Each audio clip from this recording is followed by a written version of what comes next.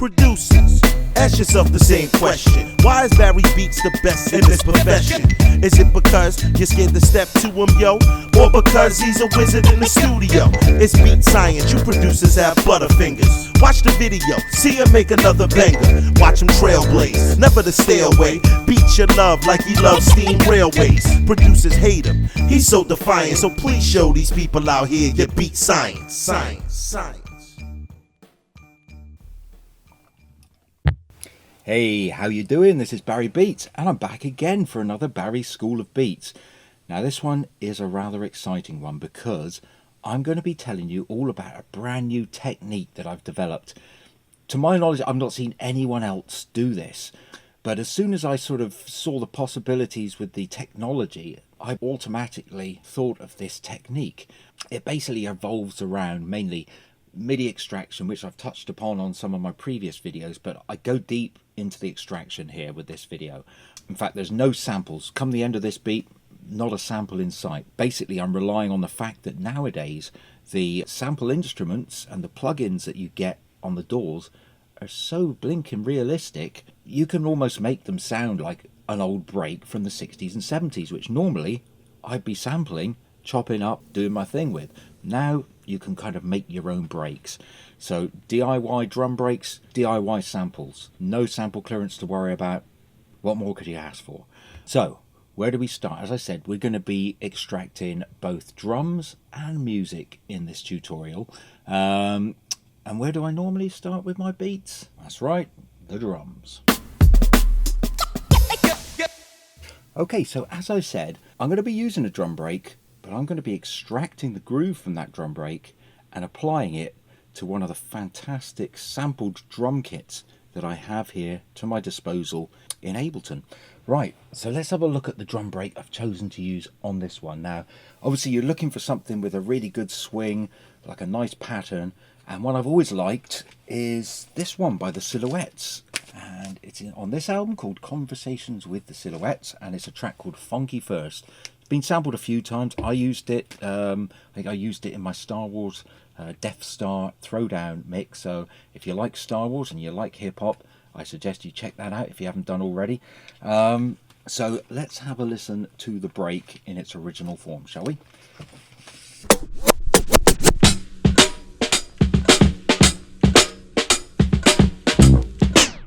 Right, so some great drums with a really nice swing to them.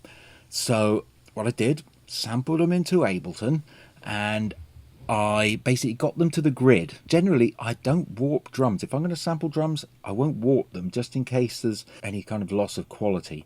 But in this case, we're just going to extract the drums. So I got them in here. Let's play them all warped up, as you can see.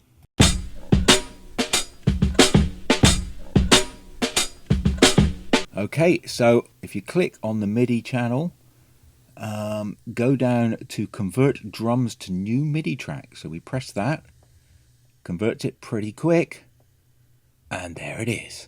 So what this does, it actually analyzes the original drums. It tries to work out what the kick, hat and snare are, and it actually puts it on kicks, hats and snares. So rather than a groove extraction, which just extracts the actual timing, this tries to pinpoint the actual drums themselves. Now, to be honest, quite often it misses. It'll mistake a snare for a hat or vice versa. But usually we've still got the groove, so usually 90% of it's there. You might just have to switch a few things around. So let's have a listen to the result.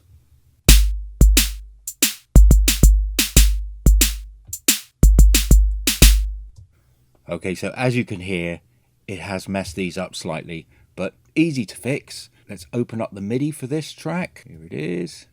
So you can see it there. We've got hi-hats. Let's make them all smaller.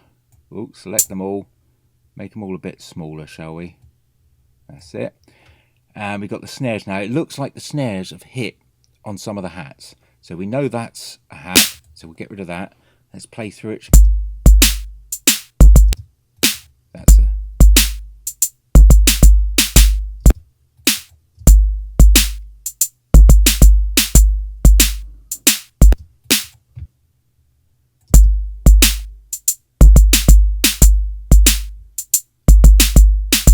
So there you go, just had to take a couple of snares out and we're left with this. Now, obviously, as you can hear, Ableton sort of selects the drums for you, and they're not great. They're sort of some 808 sort of sounding drums. In fact, it says it's a 606, but that's not a problem, because we're going to take these MIDI notes and we're going to apply them to our own drum kit. So let's open up a sample drum kit.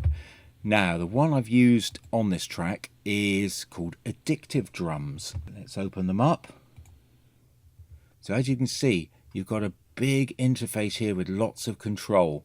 So basically, with a lot of these sampled drums, you have almost unlimited editing power. And to be honest, most of them do need quite a bit of fiddling with to make them sound like an old break. This one in particular has something called noise, and you can set it to vinyl. I was a bit skeptical, but it actually does generate like a sort of vinyl wear sound to the drum hits, and it really just makes them sound like a break. It's fantastic. Now I'm coming back to this track, so I have fiddled with a lot of these settings to get them sounding like this. So on the kick, I've selected vinyl as the noise, and you can hear some lovely crust sort of attached to the kick. So we got the kick, we got a few snares, we've got, well, you've got a whole kit's worth of drums. Nice hats.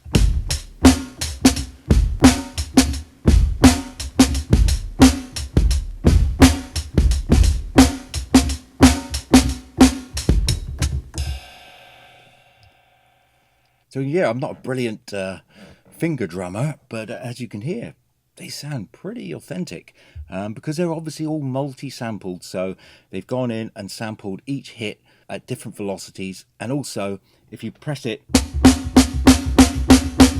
numerous times, it plays a slightly different one each time. It's called a round robin. So spend a bit of time messing around with the sound of the drums, and then applied the MIDI extracted notes. So let's have a listen. Okay, as you can hear, I'm playing it with the original Ableton notes, but I'm going to take them out now.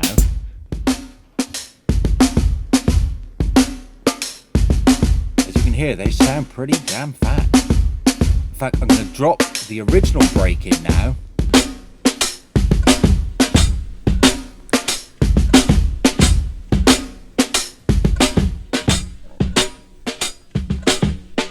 So you can hear how the addictive drums, the sample drums, pretty much fit like a glove over the original break.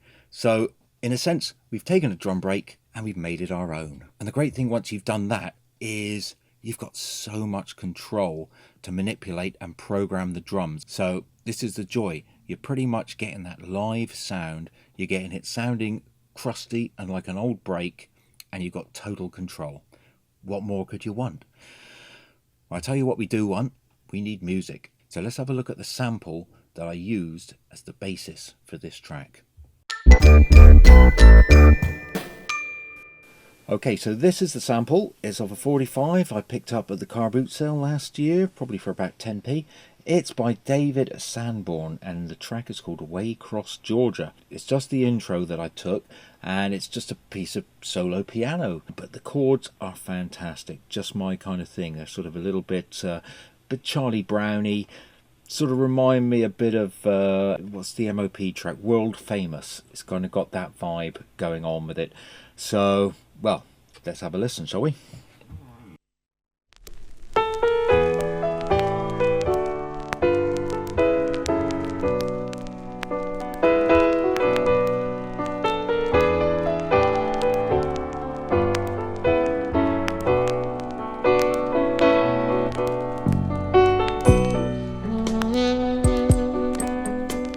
Okay, so it goes a bit Kenny G, but it's just the initial piano chords that I was after. Okay, so sure you'll agree, some really lovely piano. So what I did, sampled it into Ableton, and then, well, guess what? Chopped the hell out of it. I literally chopped every single chord and got them on the keyboard like this.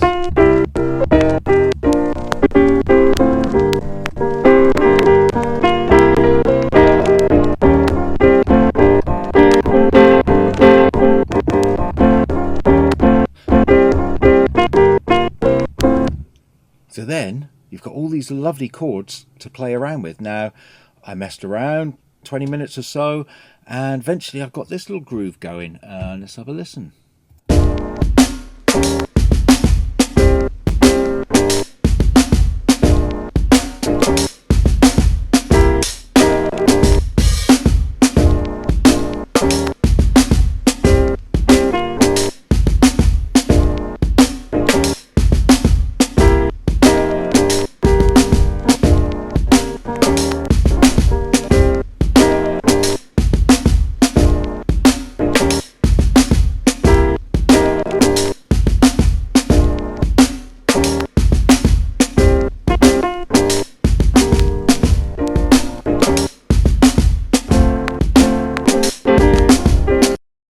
So, quite like the sound of that, but here's where the magic happens. MIDI extraction.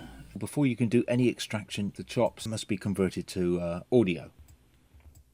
So there you go, that's the chops in audio right there. And then it's just a case of right-clicking and convert harmony to new MIDI track. Now, melody would be just one note. Obviously, we've covered drums already, but harmony takes everything, chords, the lot. So let's have a go, shall we? See what we get. Now, as I said before in previous videos, it's not an exact science, so don't expect miracles, but you get the main meat and bones. So we're on 94, 96, so it's almost there. Okay, so here it is. Let's expand it and see what we've got. These are all the MIDI notes. Let's have a listen.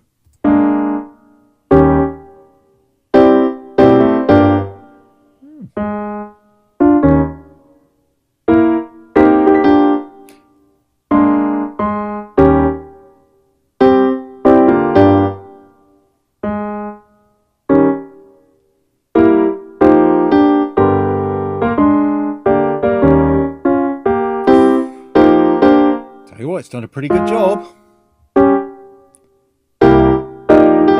Ooh.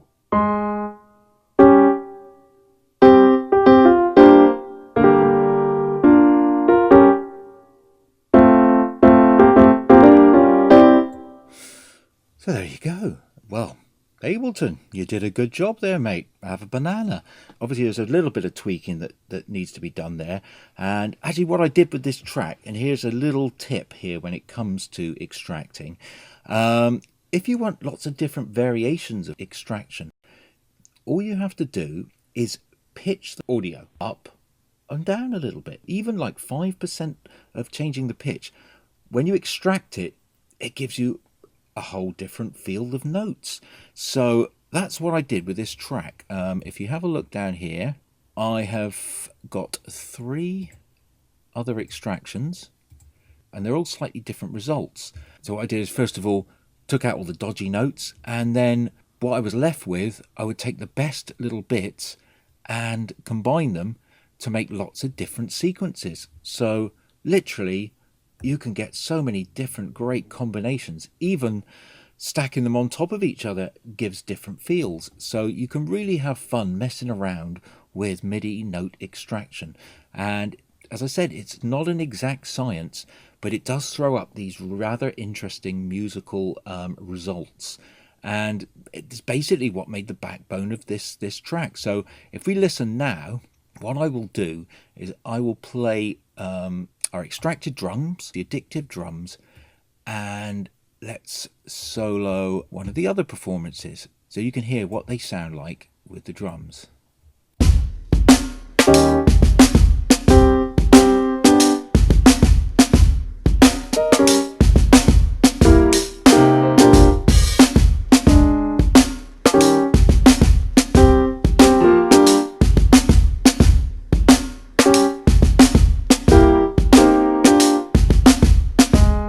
So as you can hear, I've taken out all the dodgy bits, kept in the nice chords, the bits that work, and then I just sort of add them all together. So from those chopped up David Sanborn samples, I've extracted 3 different versions at different pitches, got lots of different MIDI extracted results, and then I've comped them, taken the dodgy notes out, and built up loads of different sequences. And to be honest, there were so many combinations, it was almost limitless. So I ended up with sort of, 30 bars worth of fantastic piano chords and little trilly riffs and stuff.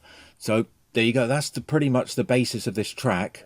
But now, as always, we got to build it up and make it a full masterpiece. So next up, you guessed it, bassline time. Okay, so for the bass line on this track, I wanted a live feeling bass, so I chose the M bass, which is one of the complete basses. It's a pretty realistic electric bass sound. Let's have a listen to it.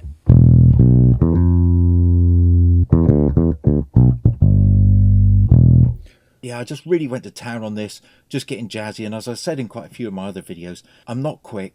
I sort of do one bar at a time. Yeah, probably took me best part of a day getting all the bass parts played really well, how I like them on this track. So have a little listen with the bass on.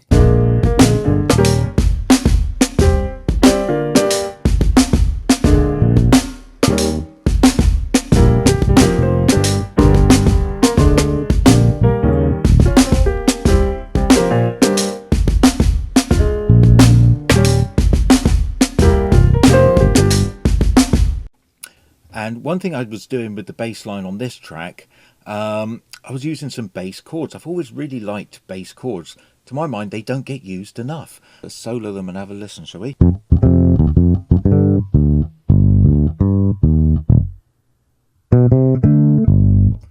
Nice.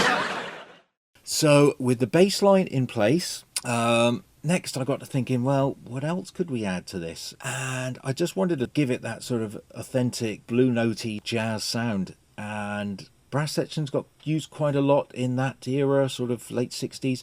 So I thought, I've got Session Horns Pro with native instruments complete. Let's put it to a test and see how realistic I could get the brass sounding. So let's have a look at my own personal brass band. Okay, so we have got the lineup of a brass trombone, flugelhorn, trumpet one, tuba, baritone sax, and tenor sax. And basically, rather than using an ensemble, I find it more effective, I think, to just lay each instrument down separately. Now, again, I keep having to reiterate, I am no keyboard player. I've just got a good ear and I love music. So as long as you qualify for those two things and you're willing to put in the work, you can get there and get these same results. And the other great thing about these instruments is something called articulations. Now, they give different feels and different performances to the instrument. Okay, so you can see here, for each instrument, we've got these key switches, which give like growl, grace, vibrato, staccato, rips, and basically you select these by pressing the keys down at the bottom. There you go. And you just need to program them in MIDI, making sure they hit just before you want that change in the performance. So we've got a growl. If you hit straight before it, you can select rip. So you can go from growl to rips. So I use that quite a bit. Again, just using my ear and my intuition, and just built up all these different instruments. So let's zoom in and have a listen to a few sections, shall we?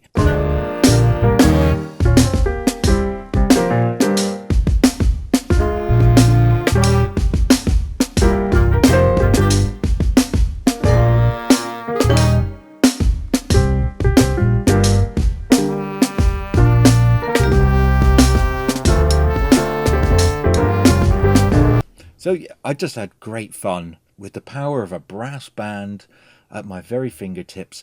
I just had fun layering up this track and jamming away. So yeah, what other instruments? I mean, it's difficult not to get carried away actually when you've got so many instruments at your disposal. But the other things I put in, I had a vibraphone because it's a jazz flavored track. The vibraphone's one of the classic jazz instruments. So let's have a listen to some of the vibe, shall we?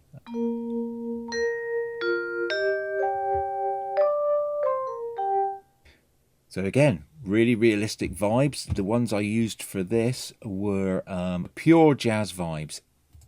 So it's all starting to stack up. I'm trying to think what other sections. Actually, I did introduce a bit of woodwind as well and used an instrument I really like, the bassoon. Let's have a listen to some of those bits, shall we?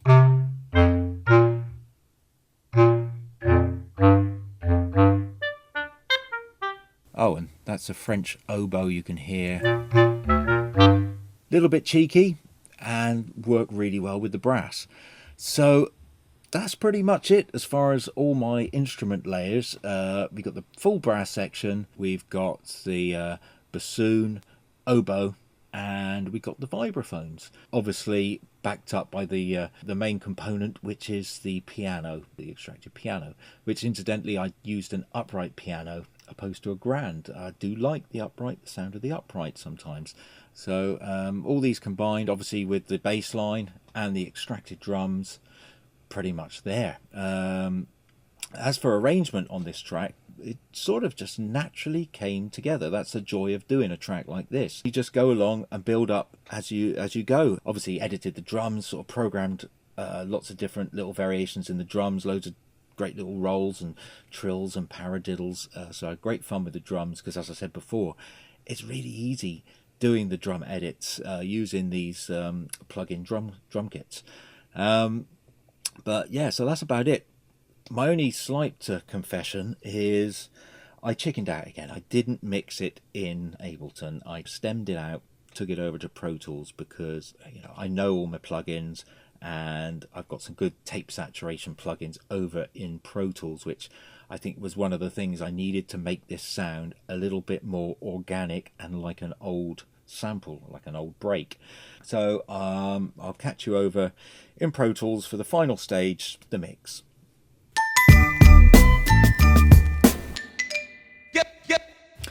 Okay, here we are back in Pro Tools, familiar territory for the mix. Now, I suppose the main thing approaching this mix was to try and make it sound like an old sample, like an old break, particularly the music. Yeah, that was my main mission. I got to be honest, I got close, but I'm not going to say I nailed it. I'm sure in the hands of a real expert, we could get there quite easily. Guy called Alex Ball springs to mind. He's an absolute genius. If you get a chance, check him out. I'll put a link down there to his YouTube page. He does fantastic recreations of old recordings, but he uses all plugins and it just sounds 100% convincing. So I know it can be done, but I've got a long way to go, a lot to learn about processing it. But to start off with, we'll look at the drums. Now, normally, as you know, if you've seen any of my videos, I'm a big advocate of drum layering. The only thing I've layered on these drums is the kick, and that's literally just to give a little bit of that sort of lower bottom end, just to give the kick drum a bit of welly. So I've got a layered kick in there. Apart from that, no other layers on the drums, because I could manipulate the drums in the program so well and get them sounding so nice. There was no real need, and I wanted to keep them sounding live, so adding layers might have taken away from that. So just goes to show that the sample drum kits really do sound great on their own and don't need a great deal of work. Now, as for the music, I did quite a bit of automation to get all the levels working really nicely. So that's probably what took the longest to get that natural sound. And again, I panned a lot of the instruments, not severely, but I gave everything a place. But apart from that, I would say I literally, I did the same thing on each channel. I just added some real tape saturation, which I think is the trick. I had to use a gate, because if you're using a lot of tape saturation, sometimes there's a bit of extra noise. In fact, I've introduced a bit of noise to the instruments. And what's the other thing? Oh, I filtered them. Again, in an attempt to just give everything more of a vintage feel, most of the horns and the acoustic instruments, I've done a high and a low cut. So we're more in the sort of mid-range territory, which kind of recreates the limitations that studio technology had back in the 60s and 70s. Because if you listen to those recordings, however nice and warm they sound, they don't hit on all the full frequencies like recordings do nowadays. So that's pretty much it, to be honest. I did a little bit of lo-fi on some of them. On the bass guitar, I used this, one of my favourite bass amp simulators. So I put a bass amp simulator and a limiter and a little bit of extra distortion on there. On the piano, Again, a little bit of lo-fi and a little bit of EQ.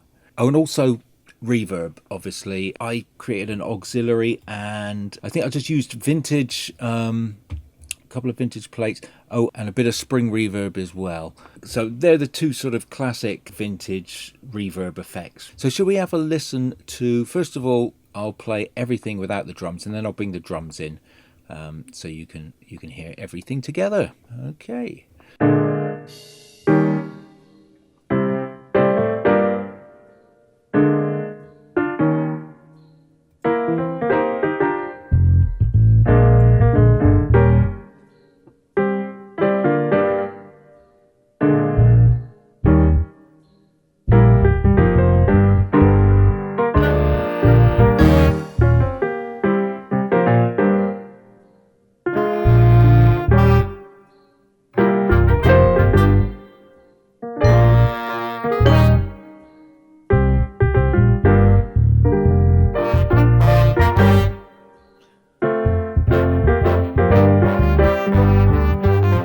Okay, I'm going to introduce the drums now.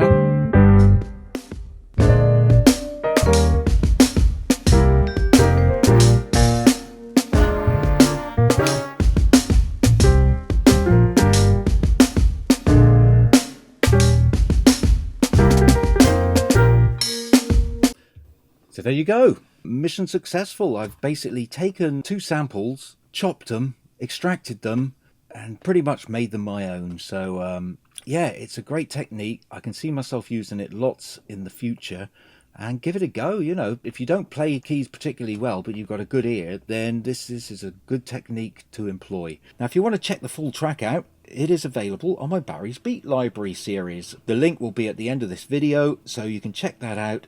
Or alternatively, if you really want to show your support and you want to hear it in its full glory, you can purchase it on my Bandcamp page. So that's, again, the link's in the descriptions there below. So go and check it out when you get a chance.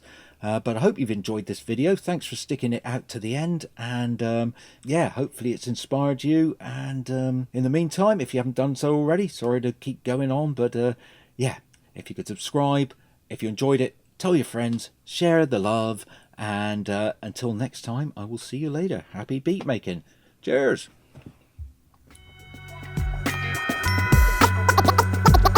Educate the masses on this beat science. Barry's Hall of Beats. Watch Barry's Beats when he's up in the lab. Give a little like and a thumbs up. Barry's Beats will have your arms swinging. And if you could just press the old subscribe button. See you on the next episode of Barry Science.